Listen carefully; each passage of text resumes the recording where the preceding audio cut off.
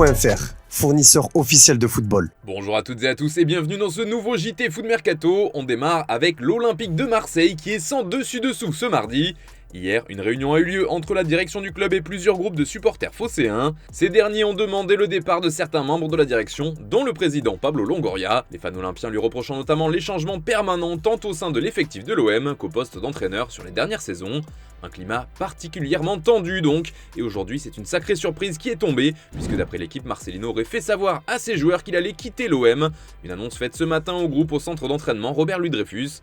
Mais ce qui surprend aussi, c'est le timing de ce départ, seulement 2 jours avant le choc contre l'Ajax en Europa League. RMC Sport explique au passage que si Marcelino a décidé de partir, c'est parce qu'il a été choqué par les supporters phocéens. Il ne s'attendait pas à ce que la réunion de lundi prenne une telle ampleur et n'aurait pas accepté ce genre de pression sur la direction. Petite statistique au passage, si Marcelino venait effectivement à quitter Marseille, il s'agirait du 28e changement d'entraîneur sur le banc de l'OM au 21e siècle, plus que n'importe quel club de Ligue 1 sur la même période. Et attention, puisque si on en croit Eurosport Espagne, le départ de Marcelino ne serait pas le seul. En effet, le média ibérique affirme que Pablo Longoria devrait lui aussi démissionner de son poste. Selon Eurosport, il aurait pris cette décision après avoir été menacé de mort par certains supporters. Le départ de Marcelino serait d'ailleurs une des conséquences de la démission de Longoria, une information qui serait un immense choc du côté de Marseille si elle venait à être confirmée. Bref, c'est un sacré bazar qui règne à l'OM. Concernant le poste de coach, si départ il y a, il faudra vite trouver un remplaçant. On évoquait tout à l'heure le match européen contre l'Ajax, mais la suite du calendrier marseillais est tout aussi impressionnante, avec la rencontre face au Paris Saint-Germain ce week-end, puis l'AS Monaco et la réception de Brighton.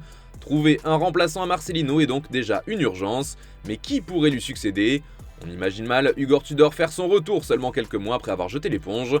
Marcelo Gallardo serait un candidat logique, lui qui n'a toujours pas de club, mais n'oublions pas qu'il était déjà évoqué cet été et qu'il n'était finalement pas venu à Marseille. En Italie, certains profils évoqués cet été sont toujours appréciés comme Vincenzo Italiano de la Fiorentina ou encore Raffaele Palladino qui entraîne le club de Monza. En France aussi, certains noms viennent forcément à l'esprit comme Christophe Galtier ou encore Laurent Blanc, tous deux libres de tout contrat. Le profil d'Habib Beye retient aussi l'attention, lui qui est un ancien joueur de l'OM mais qui est actuellement en poste au Red Star en national. Du côté de l'Espagne, on peut également citer le nom de Julen Lopetegui. Ce dernier a quitté Wolverhampton au début du mois d'août, il est donc sans club. Attention toutefois, puisque l'information de l'équipe a été démentie notamment par la Provence, qui affirme que Marcelino n'a pas présenté sa démission, il n'aurait pas non plus convoqué ses joueurs pour leur en faire part. Il aurait simplement avoué à un joueur dans les couloirs de la commanderie que sa présence n'aurait plus de sens si Longoria venait à partir. D'ailleurs, l'équipe explique concernant le président qu'il se serait entretenu avec Franck McCourt au téléphone et qu'il ne démissionnera pas, même s'il y a songé la nuit dernière. Et on en vient à la question du jour les amis, est-ce que vous comprenez toute cette agitation à Marseille après seulement 5 journées de championnat ? Donnez-nous vos avis en commentaire et on en reparlera dès demain. D'ailleurs, hier on vous demandait si selon vous, Lens arriverait à redresser la barre, et même si vous n'êtes pas tous d'accord, une majorité semble se retrouver sur une remontée du club nordiste, au moins pour intégrer le top 10 de la Ligue 1. Des nouvelles d'Eden Hazard maintenant, le Belge est toujours sans club et se sentirait bien à Madrid, lui et sa famille.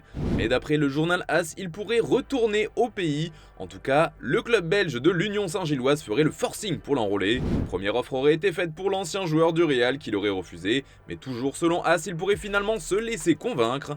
L'idée d'évoluer en Belgique, son pays, ne serait pas pour lui déplaire, d'autant qu'il pourrait retrouver ses deux frères Kylian et Torgan qui évoluent respectivement à Molenbeek et Anderlecht. Or les trois clubs évoluent dans la région de Bruxelles. Malheureusement, l'idée d'Eden Hazard semble toujours de ne pas reprendre du service, comme on vous l'a expliqué plusieurs fois en exclusivité sur Foot Mercato. En tout cas, l'Union Saint-Gilloise espère vraiment le convaincre, lui qui a déjà refusé l'Arabie Saoudite, la MLS, la Turquie ou encore la France. Vous vous souvenez peut-être de la maison de Neymar au Brésil qui avait fait beaucoup parler pour de multiples infractions concernant la construction d'un lac artificiel. Il avait d'ailleurs écopé d'une amende de 3 millions d'euros et son père avait été interpellé par la police. Et aujourd'hui, UOL Esporte nous apprend que le clan du joueur a contre-attaqué. Attention les yeux, Neymar a demandé à ce que la mairie de Mangaratiba se rétracte en toute simplicité. Nous demandons l'obligation pour les représentants de la municipalité de se rétracter publiquement en clarifiant la réalité des faits, de la même manière qu'ils ont rendu publique l'opération sur leur réseau social personnel, a indiqué la défense du joueur. En gros, le joueur estime que l'affaire a été trop exposée médiatiquement.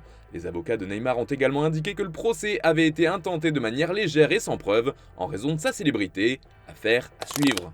Le Real Madrid pisterait un joueur du Paris Saint-Germain et ce n'est pas Kylian Mbappé. Une information qui nous vient d'Espagne et plus précisément de Defensa Central. Selon le média ibérique, la Casablanca serait très intéressée par le profil de Nuno Mendes. En effet, il est suivi de près par les recruteurs du Real Madrid depuis son explosion au Sporting. Mais à l'époque, c'est le PSG qui avait réussi à rafler la mise et à signer le latéral portugais. Malgré des blessures récurrentes, il intéresserait toujours Florentino Pérez et les siens, surtout qu'il évolue à un poste où les merengues cherchent à se renforcer. Toujours à Paris, le club retrouve la Ligue des Champions ce mardi face au Borussia Dortmund.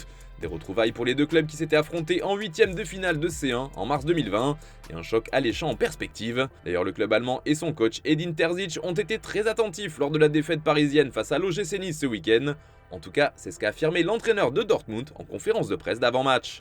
Ja, Nizza, natürlich haben wir das Spiel analysiert und haben auch gesehen, dass Nizza ein richtig gutes Spiel gezeigt hat von Anfang an, dass sie den Gegner richtig wehgetan haben durch ein sehr aggressives Pressing. Sie haben sehr mannorientiert verteidigt, haben PSG dann richtig vor Aufgaben gestellt. Und da gibt es natürlich auch ein paar Szenen dabei, die wir uns ganz genau angeschaut haben geguckt, passen diese Sachen auch für unsere Mannschaft, wie man hier auftreten kann. Et si le club allemand est prêt pour ce duel contre Paris, voici les équipes qui devraient être alignées ce soir. Les Parisiens devraient évoluer en 4-3-3 sans surprise avec Donnarumma dans les cages, Hakimi à droite et Hernandez côté gauche. Au centre, on devrait retrouver la doublette Marquinhos-Skriniar. Devant eux, Manuel Ugarte devrait évoluer au milieu, mais il n'est pas sûr à 100% de pouvoir tenir sa place. Il pourrait être remplacé par Danilo. Vitinha et Zahir Emery devraient quant à eux compléter ce milieu de terrain. Enfin en attaque, Mbappé et Dembélé occuperont les couloirs et Ramos devrait être titularisé à la pointe de l'attaque. Côté allemand maintenant, c'est Kobel qui gardera les cages avec une défense à 4 pour le protéger. Wolf et Ryerson devraient être choisis sur les côtés et Hummels et Schlotterbeck dans l'axe. Savitzer et Chan devraient être choisis devant la défense. Ensuite, Malen, Brandt et Adeyemi se chargeront de l'animation offensive et Füllkrug devrait évoluer à la tête de l'attaque du Borussia. Et puis c'est officiel, le Paris Saint-Germain a prêté un jeune joueur au Qatar. Il s'agit d'Ilyes Ousni qui est prêté pour la saison à Al Sadd. Et ce n'est pas tout puisque le PSG s'est enfin débarrassé de Julian Draxler qui part également au Qatar. Hier, les Parisiens ont annoncé son départ en direction d'Al Ahly CS. L'Allemand s'est engagé avec le club qatari pour les 2 prochaines saisons, soit jusqu'en 2025. A noter que Paris devrait toucher environ 20 millions d'euros en échange du joueur. Autre signature qui était attendue depuis de nombreux jours, c'est Salvatore Sirigu qui s'engage officiellement avec l'OGC Nice. Le portier italien était libre de tout contrat depuis son passage à la Fiorentina. Enfin, Julian Biancone quitte Nottingham Forest où il était en manque de temps de jeu. Il rebondit du côté de l'Olympiakos où il est vendu. Le prix du transfert et la durée de son contrat n'ont pas été communiqués pour l'instant. Allez les amis, comme d'habitude on se quitte avec l'image du jour. Newcastle retrouve la Ligue des Champions et joue son premier match du côté de Milan. Hier, les supporters anglais étaient déjà présents sur place et ils ont mis l'ambiance dans les rues de la ville lombarde. Concours de ventre-glisse au programme et avec la pluie, pas besoin de savon pour les fans des Magpies. Je vous laisse regarder ça et je vous souhaite une excellente soirée.